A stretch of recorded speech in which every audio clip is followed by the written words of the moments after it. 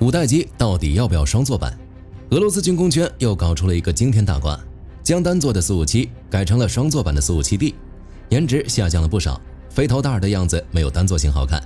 单座变双座听起来好像只是多加了一把椅子，但实际上这是颠覆五代机设计理念。就单单这个外形，火力军就可以断言，本身隐身性能就跟不上的苏57，这下更烂了。那俄罗斯到底图什么？好好搞单座不行吗？为什么要搞出这么一个缝合怪？双座版的隐身是不是彻底废了？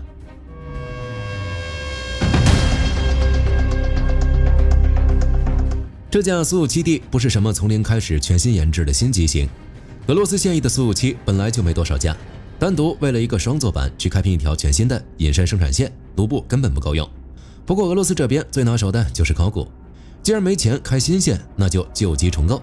他们直接拉来了一架单座版的 T50原型机，在这个老底子上开始魔改。这个操作早就开始了，苏霍伊设计局在2023年5月就悄悄向俄罗斯联邦知识产权局申请了专利。到了11月，这个名为多功能双座低可探测战术飞机的专利正式注册。2026年年初还有消息称，印度有意在其境内本土化生产俄第5代战机，机型就是双座版苏 57D。有了法理依据，工程人员就开始了施工，主要改动集中在前机身，先把机身纵向拉长，然后把原本的座舱盖结构直接切除重建。为了解决后座视野受阻的问题，苏霍伊的设计师采用了串列阶梯式双座布局，直接把后舱座椅的位置大幅度抬高。这么一来，座舱罩的外形就出现了明显的高度差，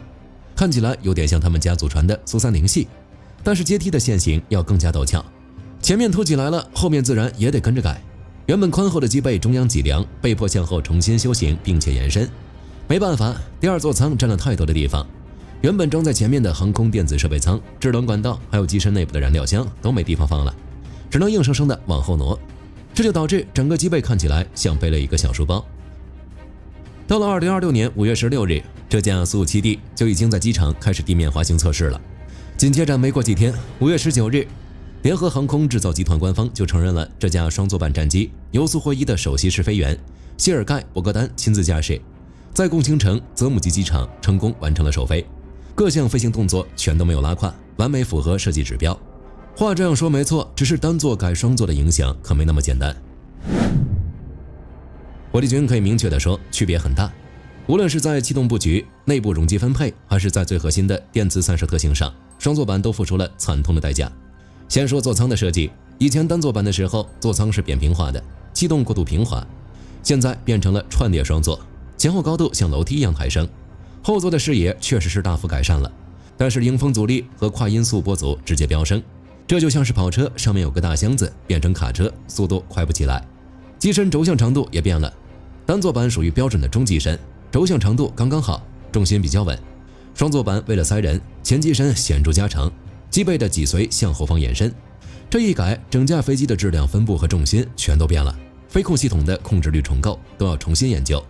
飞行控制代码估计得推倒重写一大半。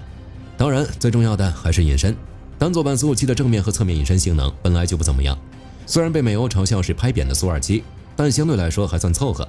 能把雷达反射截面控制在一个过得去的范围。但是双座版这么一搞，彻底完了。阶梯状的座舱、高高隆起的机背，还有增大的座舱盖边缘，把原有的隐身散射规律破坏得干干净净。正面和侧面的 RCS 显著增大，直接丧失了部分电磁隐身优势。内部燃油和航程也缩水了。五代机本来就讲究内在燃油，支持大范围作战，结果前机身部分燃油舱被后座给霸占了，只能靠隆起的脊背油箱进行一点微小的补偿。结构严重超重，加上阻力增大，导致整机的机件航程出现了一定程度的衰减，腿变短了。这对幅员辽阔的俄罗斯来说，确实是个不小的痛点。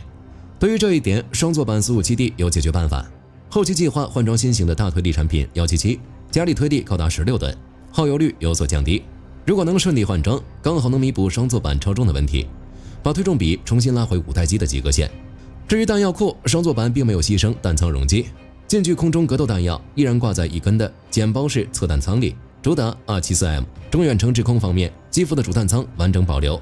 继续内置挂载 R77M， 对地精准突击。苏 57D 重点配置 KH-69，当然有失就有得，双座版的优缺点都极端到了极点，最大的优势就是多了一个飞行员。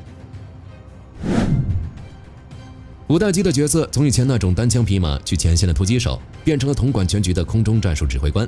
以前开3代机、4代机，飞行员只需要盯着视局外的目标，打一发导弹，或者超音速冲过去扔个炸弹就跑。但现在五代机要融入整个多域对抗网络，飞行员不仅要开飞机，还要兼职做微型预警机雷达员、高速前沿电子干扰机操作员，甚至还要当战术无人机编队的包工头。这种角色的转变带来了一个致命的问题：认知负荷断裂式饱和。人脑不是 CPU， 当你拉着9个 G 的过载，血液往下半身涌，眼睛快要黑视，一边躲着后面飞来的防空导弹，一边还要看生命保障系统报警。就在这种随时可能猝死的情况下，机载雷达还在疯狂给你推送海量的战场数据，你还要在0点几秒内决定3号无人机往左飞还是往右飞，决定武器怎么分配，这怎么可能做到？在这种高强度对抗里，如果把所有活都压在一个飞行员身上，脑子绝对会宕机。工作量一旦超出人类生理承受极限，判断就会迟滞，手上的动作就会变形，结果就是机毁人亡。所以双座舱的设计应运而生，通过物理分工来解决 CPU 不够用的问题。前座的飞行员老老实实退回到纯粹的战机控制者角色，管好近距自卫和战术防御，保证飞机别掉下来。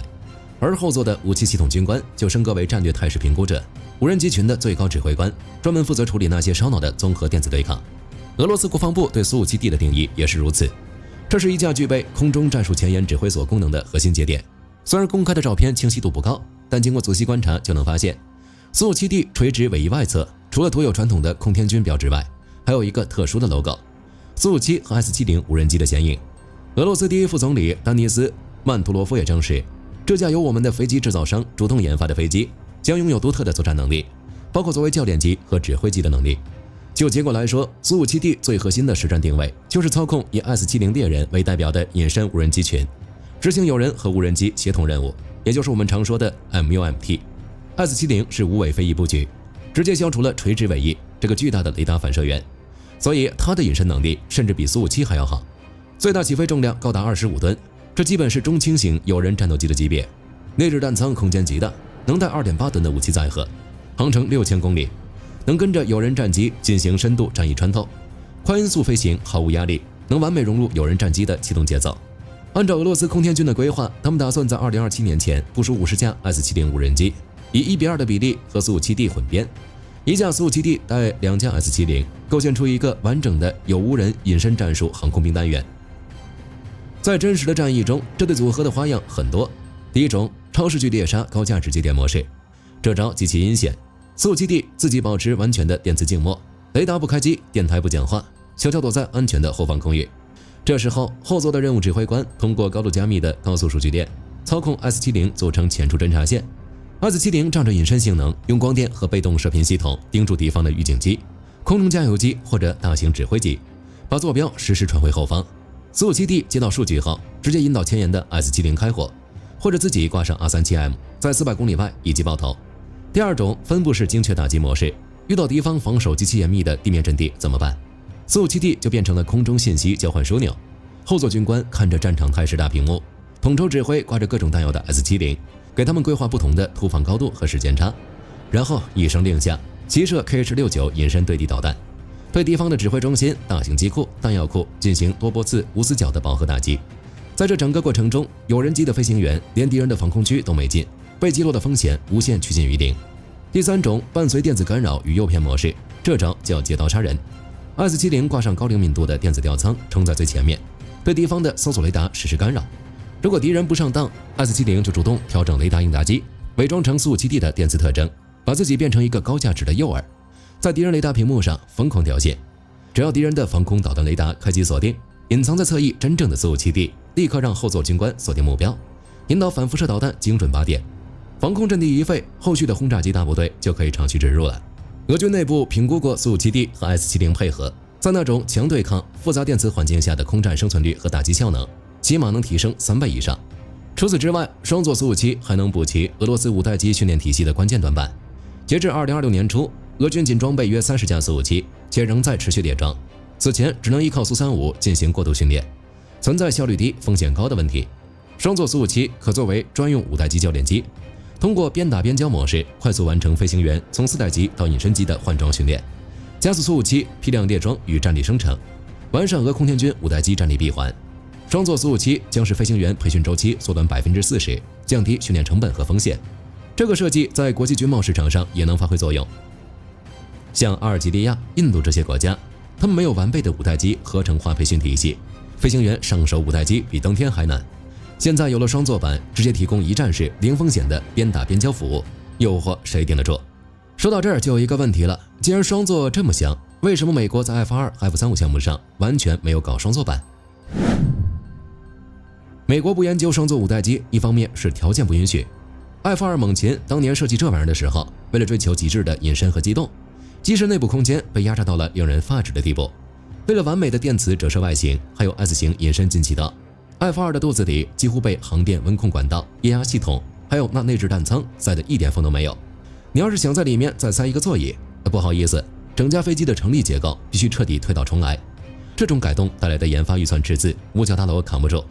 更何况 F2 的生产线早就被奥巴马政府给拆了，为了100多架现役飞机去搞什么颠覆性重构，无论从商业逻辑还是战术逻辑来看都不太行。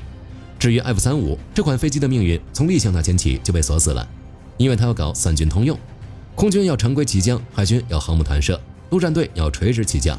特别是为了满足陆战队的 F35B， 设计师在座舱正后方塞了一个曲轴动升力风扇，为了让 A、B、C 3个型号的结构尽量相似，降低制造成本，机身后部的关键空间布局全部被这个风扇给锁死了。也就是说，在 F35 的座舱后面加第2个座椅的物理可能性从一开始就被焊死了，有钱也改不了。当然这只是一方面，最重要的是美国不需要双座。在训练上，美国依赖合成化虚拟体系，重金搞了全任务飞行模拟器还有 LVC 系统。现在的新飞行员只要在地面模拟器上多练练，就能完成绝大多数危险的战术训练。日常想飞真机找手感，随便拉一架便宜的4代双座教练机就行了。冷战时期那种必须造昂贵的同型双座五代机来带新人的老传统，早就被美国扔进了垃圾堆。既然是单座，那他们怎么解决指挥无人鸟机的问题？在人机协同这方面，不是说一句摧毁敌方阵地就行的。大家平时用语音点个歌觉得很爽，但在战斗机座舱这种环境里，语音识别行不通。语音在空间维度上的信息密度太低了。心理学有个麦拉宾法则，人类在交流复杂意图时，语言本身只能传递7%的信息，55%的信息要靠视觉和空间图形。空战是一个高维度的3维动态空间，你根本无法用线性的一张嘴迅速准确地描述一个3维坐标。比如你想让无人机去打人，你总不能对着麦克风喊命令2号僚机向右下方夹角45度，距离18公里，以1.2马赫飞行，并对雷达截获的第3个波峰实施主被动压制。等这串命令念完，敌人的导弹早砸脸上了。除此之外，高强度空战充满了不确定性。AI 算法这东西没有海量的预设规则支撑，一旦遇到敌人使用没见过的新型网络战手段或者高点战术诱骗， AI 极容易发生算法崩溃、失协，甚至陷入死循环，原地打转。而且有人机和无人机协同涉及的约束条件极其变态，无线电什么时候静默，雷达包落怎么错位，无人机的燃油还剩多少，弹药制导频带会不会冲突，这些全是耦合在一起的。你给 AI 下达一个宏观指令，比如按一下按钮，命令僚机压制左侧防空阵地， AI 不知道怎么微调突防轨迹，怎么控制传感器的辐射。一旦无人机的自主算法走位失误，散发出异常的电磁信号，敌方雷达立刻就能顺藤摸瓜，暴露出有人战机的战术位置，连累长机一起吃导弹。当然，如果能处理好，那的确不需要第2个飞行员。美军坚持单座主义，就是他们对自动化与主动传感器融合有很高的追求。美军坚信，只要技术够牛，机载计算机和 AI 就能包揽所有打杂的活，飞行员只需要做最后一步的决策就行了。在美军的设想中，头盔显示器利用画中画和增强现实技术，前出的无人机拍到的高清视频和热红外图像可以直接投影到飞行员眼前的面罩上，而且系统会极其贴心的用红蓝色符号学进行标注，红的代表威胁，蓝的代表友军，一眼看过去清清楚楚，大幅缩减了飞行员用大脑去归类判断的时间，之后决定打还是不打。俄罗斯这边在微电子硬件、大带宽机载局域网，还有人工智能战场评估算法这些核心领域，跟美国确实存在着局部的代差，造不出那么牛逼的芯片。那怎么办？俄罗斯军事专家倒也坦诚，既然软硬件达不到美军那种极致自动融合的水平，那咱们就用最简单最粗暴的办法，加个座位，塞个专职的武器系统军官进去，用人脑去弥补电脑的不足，强行分摊空战的认知压力。这种靠双座补技术短板的做法，虽然看着不那么科幻，甚至有些狼狈，牺牲了隐身，牺牲了气动，但在战火纷飞的现实面前，有用还能打。所以苏57D的出现并没有谁对谁错，美国选择了最科幻、最贵的科技流，俄罗斯在制裁和穷困中选择了最无奈的实用流。虽然丑了一点，但俄罗斯几乎所有单座改双座的战机颜值都会直线下降，也算是俄罗斯暴力美学的通病。本期视频到这儿就结束了，大家觉得双座版苏57还有什么用？欢迎在评论区留言，大家一起讨论。最后不要忘记点赞关注，我是火力军，下期见。好的，各位观众朋友们，我们频道一直在聊真实的军事资讯和武器装备，后台也经常有朋友问有没有值得推荐的入门级模型。今天就和大家分享一款近期接触到的产品。首先，它的外形还原度做得相当不错，比例准确，武器上的一些关键细节和标识也都有体现，材质也说得过去，拿在手上有不错的分量感。其次，它具备一定的可动性，对于理解基础操作原理有一定帮助，让它不仅是个静态摆件。综合它的做工和可玩性来看，价格确实比较亲民。对于想入门模型收藏，或者单纯想在桌上贴一个摆件的朋友来说，是一个性价比很高的选择。商品链接已经给你们上了，感兴趣的朋友可以自行了解。